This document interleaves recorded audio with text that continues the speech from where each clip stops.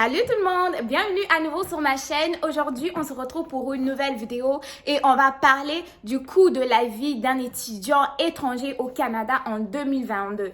Donc, vous le savez très bien, on a traversé une grosse période de pandémie et ce n'est pas d'ailleurs terminé. Donc, sachez que cette situation a un impact très important au niveau de l'alimentation, du logement, du transport, etc., etc. Donc, le but de cette vidéo, c'est vraiment vous donner une idée, ok, sur le coût de la vie donc d'un étudiant étranger à prévoir en 2022. Donc, cette vidéo va être vraiment importante pour les personnes qui sont encore à l'étranger et qui prévoient venir étudier au Canada, mais aussi pour les personnes qui sont déjà sur le sol canadien. En fait, ils vont pouvoir se réorganiser, revoir leurs finances et tout, afin de pouvoir quand même manger comme il faut, s'habiller comme il faut, avoir un bon logement, mais avoir aussi un peu d'argent de côté. Vous savez très bien que un étudiant canadien ne va pas avoir les mêmes difficultés, les mêmes dépenses financières qu'un étudiant international. Car au Canada, ok, les dépenses pour un étudiant étranger sont plus élevées par rapport à l'Europe et même le reste de l'Amérique dont on va parler au niveau des États-Unis et autres.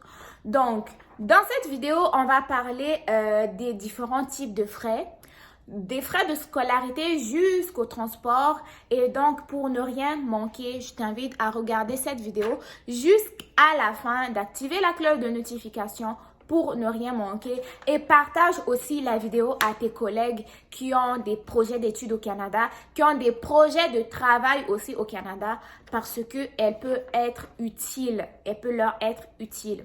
Donc, les premiers types de frais, on va parler des frais en fait, la vidéo, d'une façon générale, va parler des frais de scolarité et les frais de substance, ok? Vous le savez très bien au niveau des frais de scolarité, les étudiants internationaux vont payer plus que les étudiants canadiens, en dehors des Français qui vont avoir des exemptions parce que le Québec a eu une entente avec la France concernant les frais de scolarité. Cependant, si nous provenons d'un autre pays au niveau de l'Asie, de l'Afrique et autres qui n'a pas d'entente avec le Canada, donc on va avoir à payer des frais de scolarité qui vont être élevés, mais heureusement qu'il existe des bourses entièrement financées, des bourses d'exemption qui vont être données au niveau de vos pays et aussi au niveau du Québec. Dernièrement, j'ai fait une vidéo sur les bourses d'exemption qui sont offerts au niveau du Sénégal et du Cameroun, mais ne vous en faites pas, ça arrive pour les autres pays également. On fait encore des recherches, quand on aura trouvé, on va en parler, ok? Donc, les budgets à prévoir, en fait, il faut quand même être planifié, prévoir des budgets, il y a différentes applications qui vont exister sur vos cellulaires, au niveau de l'iPhone, au niveau de iPhone, c'est Apple Store, ok? Au niveau de Google, non pas Google, Android aussi, il y a des applications qui vous permettent de calculer vos dépenses mensuelles, qui vous permettent aussi de pouvoir, par rapport à votre paye, par rapport à votre argent, quoi planifier et aussi quoi économiser, quoi. Donc, les premiers budgets ou le premier budget à prévoir, ça va être le budget de l'alimentation. L'alimentation est très importante. Surtout, ne vous privez pas au détriment d'autres dépenses. Lorsque vous mangez comme il faut, vous allez avoir assez d'énergie pour bien étudier. Vous allez être en forme pour aller travailler et simplement, vous allez être aussi en bonne santé. Cependant, ce que vous devez faire, vous devez aller dans les supermarchés qu'on appelle ici épiceries qui sont plus abordables. Il en existe beaucoup. Il y a beaucoup de vidéos que les gens ont fait sur YouTube. Vous pouvez aller les regarder et ces différents supermarchés sont le Maxi, vous avez Super C, vous avez Dollarama, vous avez aussi des fois Walmart, mais c'est quand même un peu, mais pour les légumes, Maxi est un excellent choix. Super, c'est aussi pour la viande, les légumes. Vous pouvez aussi aller au Dollarama. Dollarama, vous allez avoir du sel de qualité à bas prix. Vous allez avoir des articles d'entretien ménager dans votre maison. Vous allez avoir les marmites, les assiettes de qualité, les tasses de qualité. En fait, tout ce qui ne se retrouve pas chez Dollarama, c'est simplement les légumes. Vous allez pouvoir trouver du riz, des haricots, de l'eau minérale, de l'huile. En fait, tout ce qui est basique, en dehors des légumes et de la viande, tout vous pouvez le retrouver chez Dollarama. Et d'ailleurs, moi, j'y vais chez Dollarama et l'article le plus cher que j'ai acheté chez Dollarama jusqu'aujourd'hui, l'article coûtait 4 dollars. C'est généralement entre 1 dollar, 1,5, 2 dollars, 2,5 et le prix le plus haut chez Dollarama, c'est 4 dollars. Tout ce qui est noix, tout ce qui est sardines, tout ce qui est conserve, du jambon et tout là, vous allez le retrouver chez Dollarama et à bas prix. Ok? Donc, n'hésitez pas. Mais quand vous allez aller visiter ces autres épiceries-là qui vont vendre des légumes, de la viande aussi, vous allez pouvoir généralement voir que les prix des pommes de terre vont varier entre 2,5 dollars à 3 dollars. Les prix des oignons, ça va être 2 à 4, 5 dollars. Courgettes, 4 dollars et 50 cents. Le sucre, un sucre qui va peser 2 kilos de sucre en fait, va coûter jusqu'à 2,56 dollars. Et la viande, c'est elle qui va être plus chère, surtout le bœuf. Le poulet, vous allez avoir du poulet de 5 dollars, de 10 dollars, mais ça va être aussi important de lire les promos. Sachez que généralement, chaque mois, vous allez recevoir un gros paquet de tout ce qui est rabais devant votre porte. Donc, allez vérifier quand même les articles qui sont en promotion pour pouvoir vous aider à épargner un peu plus d'argent. Ensuite de ça, le deuxième budget, il faut prévoir un budget pour votre loyer, ok? Plus vous êtes au niveau des grandes villes, plus le loyer va être un peu plus cher. Plus vous allez être en région, plus le loyer va être moins cher. Par exemple, en ce moment, j'ai vu passer sur Facebook, ok? Un logement 4,5, c'est-à-dire qu'il y a 2 chambres, il y a un salon et il y a une salle de bain. Donc, le salon, il va avoir la cuisine et tout. Coûtait à peu près 1200 dollars, ça on est à Montréal, alors que ici au niveau des régions au Saguenay, c'est aux alentours de 650-700 dollars. 800 c'est un peu trop, ok? Et d'ailleurs ces logements-là, préférez-les chauffés éclairés. Chauffé éclairé, c'est-à-dire que le chauffage est pris en compte, éclairé, donc vous avez la lumière, y compris l'eau chaude.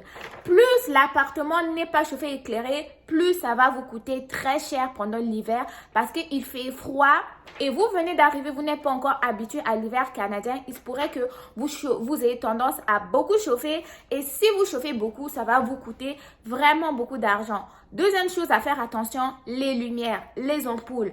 Lorsque vous sortez d'une chambre, fermez la lumière. Lorsque vous n'avez pas besoin de la lumière, fermez-la, ne l'utilisez pas, ne l'ayez pas pour le plaisir parce que ça consomme beaucoup d'argent. Ensuite de ça, faites attention à la fréquence de lavage de vos vêtements. Faites attention.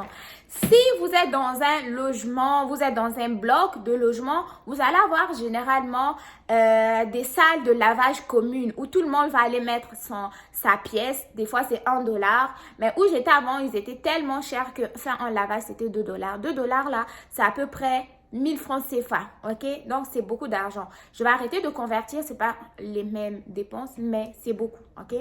Donc, si vous êtes dans un bloc appartement, là, vous pouvez faire attention parce que chaque lavage coûte de l'argent, donc vous allez regrouper vos lavages.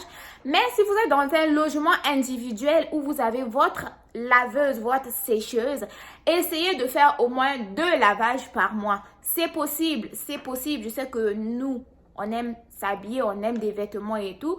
Donc, de toute façon, là, quand vous êtes à la maison, vous êtes en pyjama, en peignoir. Donc, essayez quand même de regrouper les lavages. Si vous êtes en famille, vous lavez les habits de tout le monde en même temps parce que la laveuse et la sécheuse, ça consomme énormément d'électricité. Vous pourrez faire un saut quand vous allez avoir la facture d'Hydro-Québec.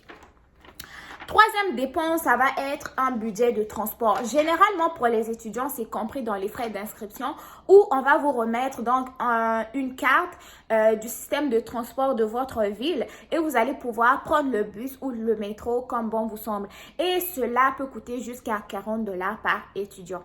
Évitez de prendre les taxis sauf si c'est urgence. Et si vous avez du temps, vous avez les moyens, commencez déjà dès votre arrivée à faire votre permis de conduire et vous allez être en paix, vous allez être en sécurité parce que vous allez pouvoir vous déplacer comme vous voulez. Moi, je suis encore en processus, mais ça va venir.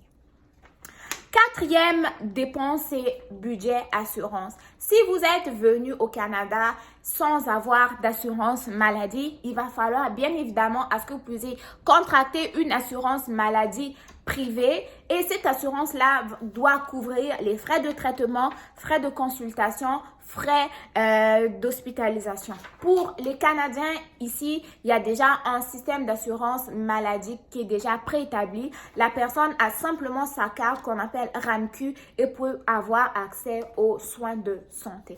Mais vous pourrez contracter soit une assurance privée à l'extérieur ou vous pourrez aussi avoir une assurance privée au niveau de votre université. Mais sachez que généralement, quand on paye les frais d'inscription, il y a déjà une assurance de l'université qui est compris. Mais moi, en ce moment, j'ai déjà une assurance maladie du Québec, mais dans mes frais de scolarité, j'ai également payé de l'assurance au niveau de l'université. Mais ce sont des montants que vous pourrez retirer si vous le voulez.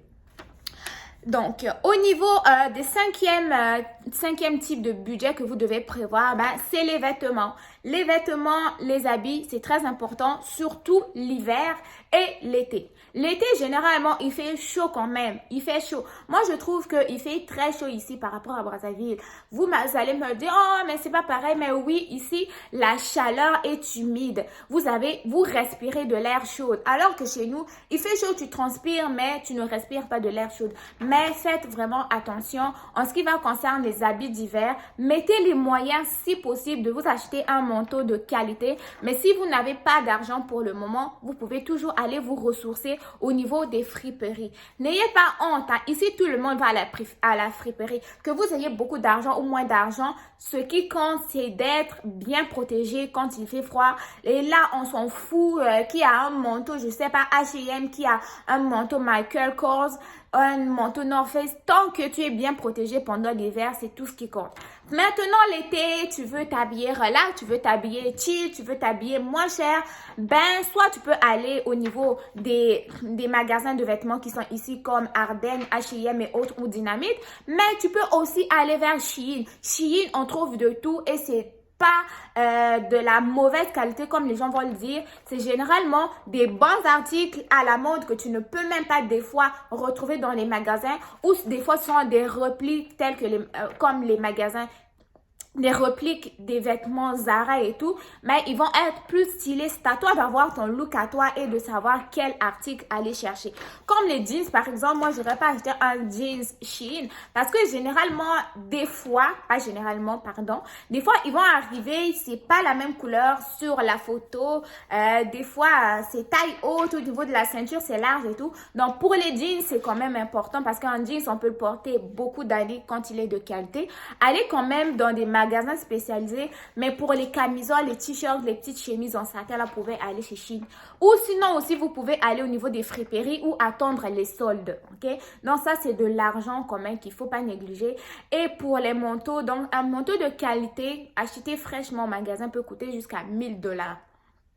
Mais si vous pouvez le trouver en friperie à 10 $ ou 15 $. Donc, c'est ça. Le sixième budget, c'est un budget loisir, quoi. Loisir, donc, on a travaillé fort, on a étudié fort, c'est le moment de chiller, le moment de se relaxer. Pourquoi pas, soit on va se payer un abonnement Netflix, on va se payer un abonnement Amazon Prime, on va se payer un Xbox, on va se payer, une PlayStation pour jouer à la maison sans aller dehors. Ou simplement, on peut se décider à aller au cinéma, regarder un film qui n'est pas encore sorti pour se faire plaisir. Et généralement, une place au cinéma va coûter jusqu'à 12 $ et un mois d'abonnement pour les personnes qui veulent se mettre en forme à aller s'entraîner au gym, ça peut coûter jusqu'à 50 $, ok? Plus les gyms sont populaires, plus les frais d'abonnement vont être chers. Donc, essayez de faire un peu attention à ces différentes dépenses-là parce que en étant étudiant internationaux, vous avez déjà la charge des frais de scolarité à payer. Donc, si vous n'allez pas mollo avec vos dépenses mensuelles, vous pouvez vous retrouver à un mois, vous n'avez rien à manger. Et donc, pour conclure, pour résumer, vous pouvez prévoir un montant de 900 à 1200 $ par mois pour couvrir toutes vos dépenses. et pouvoir espérer avoir une bonne qualité de vie en tant qu'étudiant. Donc, les amis, c'est ici que ma vidéo s'achève. J'espère qu'elle vous aura plu, j'espère qu'elle vous aura aidé. Et donc, la vidéo, c'était vraiment le coût de la vie au Canada pour un étudiant étranger en 2022. Donc, les budgets à prévoir. On se retrouve très bientôt pour une nouvelle vidéo. Dites-moi ce que vous avez pensé de la vidéo dans les commentaires. Et on se retrouve très bientôt, quoi. Portez-vous bien. Portez-vous bien, faites attention à vous. Et surtout, n'oubliez pas de partager la vidéo de votre soeur pour qu'elle puisse aider le reste de vos amis. Je vous dis à très bientôt. Bye bye.